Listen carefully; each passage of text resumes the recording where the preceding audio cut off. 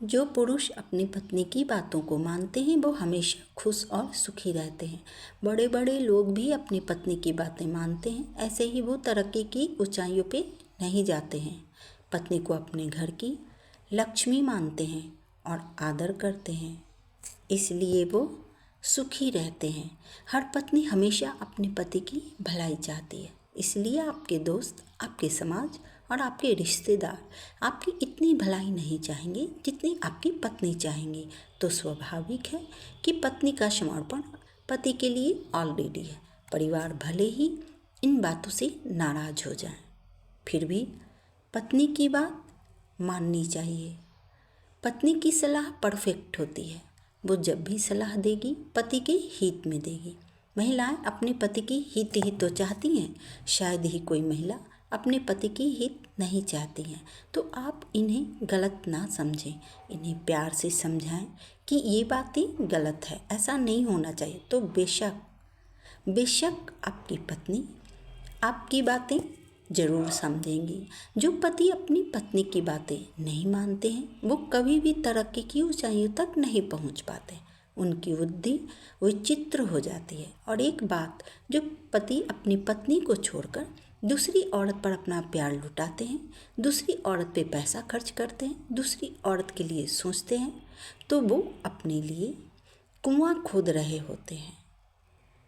और क्योंकि जिस दिन उनकी पत्नी को पता चल जाता है कि मेरे पति किसी दूसरी लड़की के संपर्क में हैं, तो वो टूट जाती है और कहीं ना कहीं पत्नी के दिल में पति के लिए प्यार कम हो जाता है, बहुत गहरी टेंशन में आ जाती है।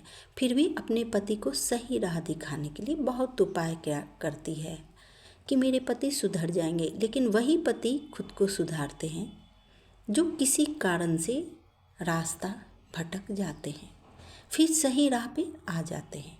इनकी पत्नी भी समझती है कि राह भटक गए थे, लेकिन जो पति खुद को नहीं सुधार पाते हैं, इनकी पत्नी रहती तो साथ में है, लेकिन वो सिर्फ इसलिए कि वो उन्हें अपने बच्चों को पालना है। बात अगर बच्चों पे भी आ जाती है, जैसे बच्चों को मारना और ये कहना कि मेरी औकात बच्चों को पढ़ाने की नहीं है, मैं नहीं पढ़ा सकता हूँ, स्कूल से नाम कटवा दो, ऐसा इसलिए बोला जाता है कि पति की कमाई तो कहीं और खर्च हो रही होती है।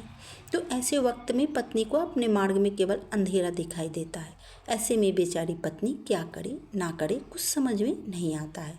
पत्नी के लिए आपके पास प्यार नहीं है, पत्नी को आप कुछ भी दे नहीं सकते हैं। 10 रुपया के लिए भी आपकी पत्नी तरसती रहती है, तो आप कर ही क्या सकते हैं। केवल बच्चा पैदा करने तक के लिए पत्नी का साथ चाहिए था, बिल्कुल गलत बात है। और जो लोग ये कहते हैं ना कि पत्नी चाहे तो अपने पति को वश में कर सकती है, तो ये बिल्कुल फिजूल की बातें हैं।